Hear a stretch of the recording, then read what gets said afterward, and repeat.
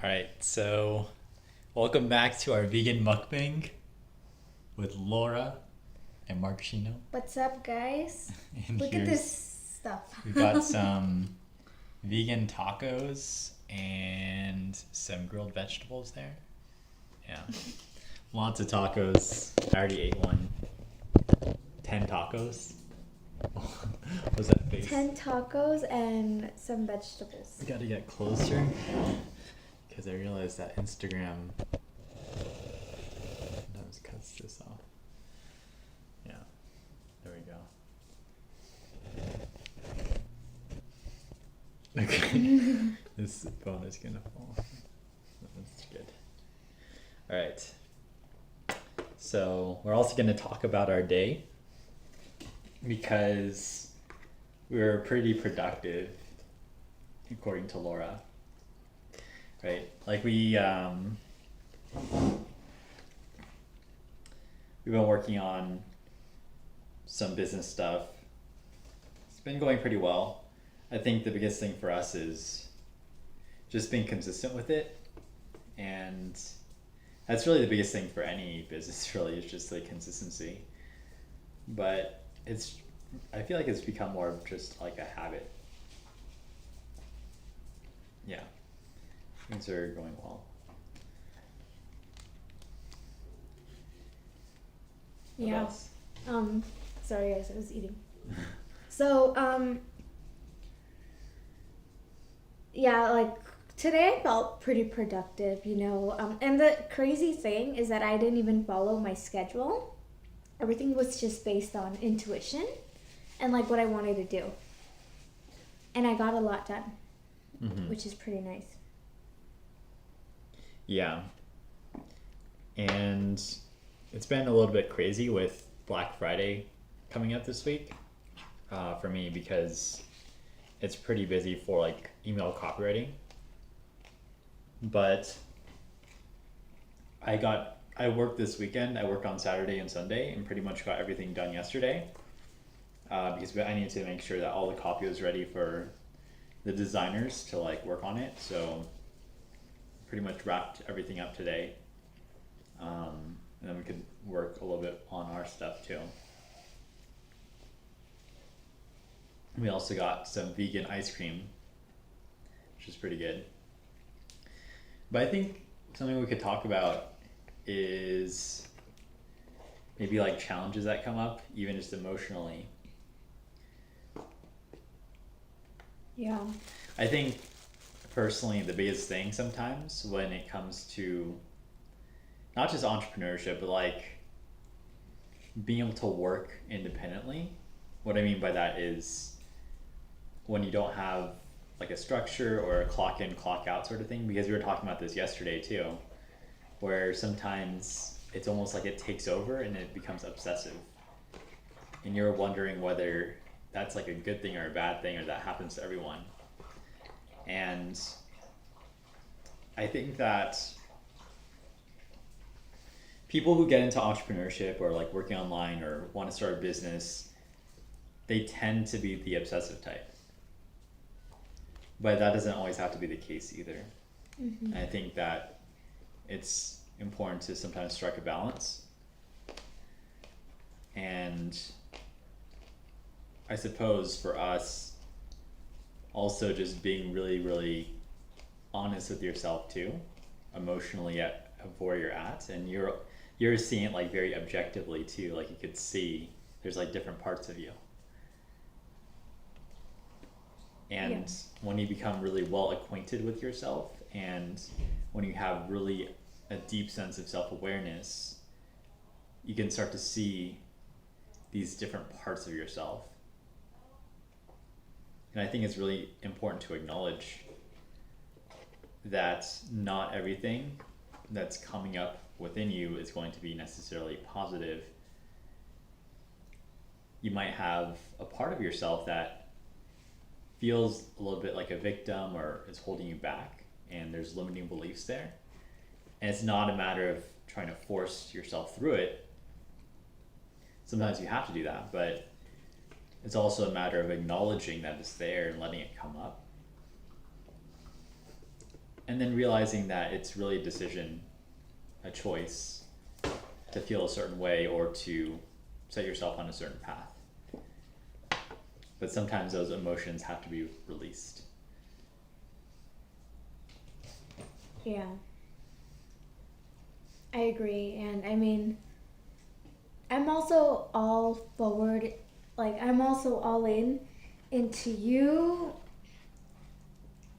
just working it out how you know best. Because the thing is, like, not all of us know how to explain or how to release emotions the same way as everyone else does it. Because, I mean, I know Mark, he releases his emotions by writing. That's his best way of doing it, I guess. Maybe he does step into doing it differently. But for me, it's like, I have to, like, for me, I guess the best way is to, like, research about them and see, like, why am I feeling a specific way. But actually, yesterday I was going through some deep emotions and some deep thoughts. And in the morning, I was even, like, saying, like, these things that to me was like, why am I saying this? Like, this is not even me. But that was, like, my own self again. And, like, I work internally within my own voice. So, literally, like, I kind of coach myself inside me. And that's how I release emotions. And that's how I, I start trying to cheer myself up. So I guess understanding the way how you do it is very important because we're not all the same. We don't all do it the same. We all have a different way of releasing things. And once you acknowledge that and you notice that about yourself, you find it much easier to release these things because, like, a lot of people can tell you, oh, just talk about it, right? Just talk about how you're feeling and stuff, or you need to talk about it, but that's not the same for everyone. Like, it's hard to talk about. For me, it's super hard to talk about my emotions and to express how I'm feeling because a lot of judgment comes up. And that's like what I deal with. So for me, it's kind of in a way safer for me to just, like, keep them inside and find a way of how to get through them on my own. Because it's just, like, I don't know, it's how I process things, I guess. But other than that doesn't mean you have to be closed into not trying other ways of releasing things, but find what best works for you. I think that's really important, is once again coming back to self-awareness and realizing that there's no best way or no right way or wrong way to look at a situation or to do something. And that applies to everything in life. Because for me, when it comes to dealing with my emotions, I've gone to a therapist before, but I found that it wasn't as effective as when I write it out myself. And I know that a lot of times people just say, they kind of do a blanket generalization of you should just go to therapy. But not all therapy works for everyone. Therapists are just people that are doing their best to help you, but that doesn't mean that it's going to necessarily, quote unquote, work or be effective for you. It doesn't mean that a certain type of therapy is going to be effective for you. Maybe there's one type that works and one type that really doesn't work. And when we say work, that's even subjective. What does that even mean to work or to be effective? There's certain degrees of being effective. And for me, I just find that when I write things out, I can really unfilter myself. Because I think sometimes when I talk, it goes through my head and I'm thinking a lot through what I'm saying. And so when I go to therapy, I'm going through that same process. But when it comes to writing, I can really just put my unfiltered feelings onto paper. And I start to see objectively how I'm feeling in a situation, and it really allows me to release it. So it's really about acknowledging where you're at and what the way you like to express things and the way you feel the most unjudged. Which medium do you use and can you use to express yourself? Yeah. Like I've tried different things. I've tried writing my emotions down, which to be honest with you, it actually does help me a lot. And I'm glad I actually tried it that way because also like I get to look back and to see what I've written down. And I'm like, Laura, I can't believe you believe this stuff. But it gives me a perspective to also see myself, like what I'm feeling and where I'm at. Because when we're feeling the like really strong emotions, we're literally like, in a way, we're pretty blind. So we only see the way of how we think things are. That's our only perspective. When we're angry and when we're going through like these things, we're just focused on the anger and seeing it like, I hate this, I hate that, and we use all this type of language. But when you're calm, because you got it all out and you look back at what you wrote, sometimes you might even surprise yourself and you're like, I can't believe I wrote this, and sometimes it could even be funny for you, believing like, oh wow, this is like funny, I can't believe I even wrote this stuff. And that for me was like the experience with writing it. And to me, something that has been working out a lot is I think you also have to express your emotions how you enjoy doing it. If you're a writer, you enjoy writing, try it that way. Because you're going to see that you have like a lot of enjoyment even doing it. And it doesn't become like something fearful. Because I even think that when it comes to expressing your emotions, it's fearful. Because you know what's like inside your head and you know the stuff you say to yourself. So, and that's what I think when it comes to like expressing it with someone else. And I think this also happens with psychologists. I've been to therapy where I'm super nervous going in there and I'm shaking because all I'm thinking is I'm going to be judged. And the thing is, like, with therapists, they don't really have that type of way of doing their sessions. And I mean, everyone's different, but I guess a lot of therapists are more objective, and I think they go more towards like, let me explain you why this is happening. And like, this is this and this is that. So they kind of see it that way, mostly. And I mean, because it's kind of a way to not really judge you, but like Marcus said, like other things are way better than that. And like, therapy is not really for everyone. And it's scary having to go to some stranger and just sharing how you feel and stuff. It puts us in a very vulnerable position. And a lot of us don't like to do that. For me, I know I don't enjoy that as much.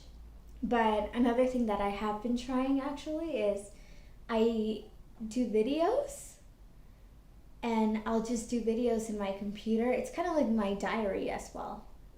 And I just talk about my emotions. Like, I talk about how I'm feeling. And I'm just like really honest with myself. And I share like, I'm honestly feeling like this and I'm feeling like that. And I filmed myself in videos where I'm crying, where I'm just literally like destroyed. And I go back to that and it motivates me. It motivates me so much because I say, you know what? Like, this happened to me, I'm not going to let it happen again. And that's kind of like how I keep myself motivated. I say I'm not going to let it happen again. It happens again. Like, throughout your life, it's going to happen. It's like there's things that are not going to go away. And crying and being upset because of something, it's gonna happen. We're human beings. How you deal with it, I guess that's just like the difference. And I want to go back to the point about finding what's right for you, because I think this goes for anything in life. The main reason why I'm vegan, it isn't because of these reasons about people talking about animals and things like that. That's part of it. I would say that that's more backing up the reason why I'm vegan. But the main reason is because I just feel better when I eat vegan. It's not because someone convinced me to start eating vegan or anything like that. It was really, I just one day stopped feeling like I wanted to eat meat. It's really that simple. And I noticed that I just felt better when I didn't eat meat. I felt lighter, I felt like I had more energy. And just, I made that decision for myself based on my past experience, because I've tried all sorts of different types of diets where I've done the paleo diet. I did like a high protein diet where I was just eating meat, and I felt pretty good back then when it was working for me. But it got to the point where it was almost too much protein, and I started to not feel as good. So I switched almost the entirely opposite way. Maybe a few years from now, I'm going to feel differently, or maybe next year I'm going to feel differently, and I'm going to adjust my diet based on how I feel. So it's not one of those pride or ego things about I'm vegan and I want everyone to be vegan sort of thing. It's more about recognizing what works best for me. And I think this is just a paradigm that you can look at the world through. This is something I learned from grad school, was something called phenomenology. And basically what that means is that there is no objective truth. There's no single truth that we can all subscribe to. Like a lot of people think that science is all ultimate truth, or religion is ultimate truth. The truth is that there is no one ultimate truth. It's all different perspectives on the same thing that we're looking at. So the way I perceive it, it's almost like we're all journeying up a mountain. There's like this mountain of truth. We're all taking different paths up the mountain. And maybe along the way we see a path that's really exciting. We see a path that takes us closer to the pinnacle of truth, and we tell other people about it, we get excited about it. That doesn't necessarily mean that they're going to follow you up that path. Maybe they're going to find their own path, or maybe they will follow you down the path you're on right now. But it's really about finding your path up the mountain. And I feel like that's a large part of what life is about, is blazing your own path up the mountain and discovering your own truth. And I think that just applies to everything when it comes to politics, economics, religion, spirituality, diet. I know that Sadhguru, which is something that Laura listens to, she was telling me about how Sadhguru, he's this Indian monk, right? Yeah. Or he's like some sort of Indian guru. Mm-hmm. And he talks about how you shouldn't treat food like a religion. People treat food like it's a religion.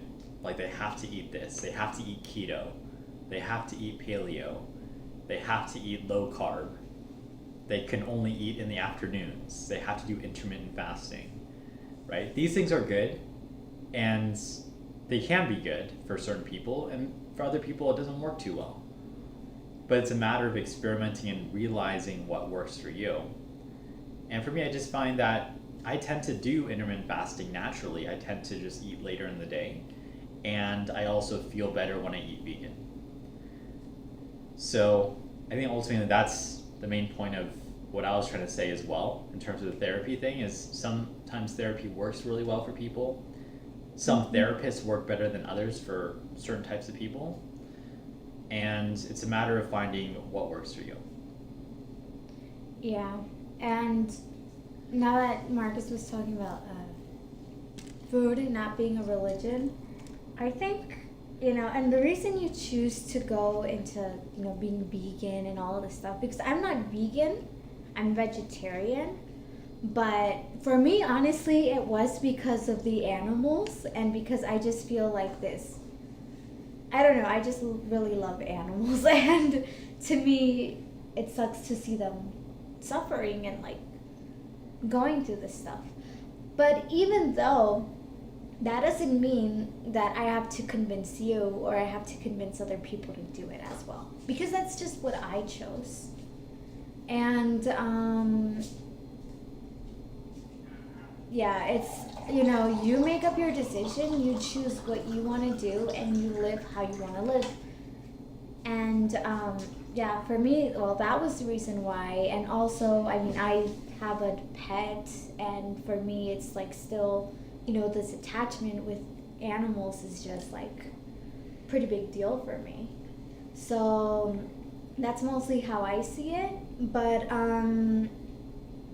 at the end of the day, just because I'm vegetarian, like, it doesn't mean that all of a sudden, like, I'm not gonna eat some fish or something. Like, I still allow myself to feel my emotions and my feelings, saying, hey, I want to eat some shrimp or something. And that doesn't mean that I'm being a bad person. That doesn't mean that I, like, screwed up my whole 10 years of being vegetarian or anything. I don't have 10 years. I'm just, like, saying it that way. But because it's, like, food is a feeling. If you get a good feeling from it, if you get a good feeling from eating what you eat, then go ahead and do it. And if it works for you, this is probably for people. Being a meat eater works best for them and they feel better that way, then that's awesome too. But it's like you mentioned, everyone's perspective is different based on what they choose to do and what they believe in, what their beliefs are, and that's what you choose. Yeah, I would say for me, number one value is freedom. Having the freedom to choose, and regardless of what someone chooses, I'm totally fine with it. I might share my perspective on it, but I'm not going to push that person to subscribe to my perspective. But especially the one thing that I will kind of get triggered by is when people deny the freedom of other people. Like, I'm not really okay with that, where you're denying other people a freedom. So that's where there's a conflict of interest, where maybe you're forcing the person to subscribe to a certain belief. Or I also see certain situations where people believe in something like a dogma unquestionably. And sometimes that alarms me, because when you do that, you're really not thinking for yourself. And so I think it's important to actually do the thinking for yourself, do the research, and follow what resonates with you. So ultimately, that's what I'm going to leave you with, is that thought. Anything else that you wanted to add? I just wanted to add that really taking it that way just leaves you not expecting anything from any other people. Because I think sometimes that's why some relationships also fail. And I'm going into relationships with this, but because we expect and we want to design in our minds just the perfect person that fits. And we want to make them do this and make them do that and make them do so many things, and we're denying how they are, what they want to do, and their freedom. Like you said, we're not giving them a choice to take up on different things. Now, thankfully, yes, for me, I'm very open-minded, so I like to try things. But I always say, you know what, I'm open to it, I try it, and eventually from the experience that I get, I'll realize if it's for me or not. And I think that saves a lot of expecting someone to act a specific way, expecting them to, follow a specific path or how you idolize them. And that's the main thing that happens, with couples, and why sometimes they separate, because they're like, oh, because he's not like that, she's not like that, and I want her to be like this, and I want him to be like that. We start setting up responsibilities and expectations on people because we want them to change them in a certain way. That's not how it works. When you end up choosing someone, you choose them because of something that you loved about them, something that just brought you an interest, right? And but that doesn't mean that you try to change them. They don't have to fit your perspective or your expectations, because they're another person, completely another person from you. And the less expectations you have towards the person, the less frustrated you're gonna get, I think. Mm-hmm. So we're gonna leave you with that. We're just gonna finish up our vegan mukbang here. But hopefully you enjoyed this one, and we certainly enjoyed sharing with you. So we'll talk to you later. Peace.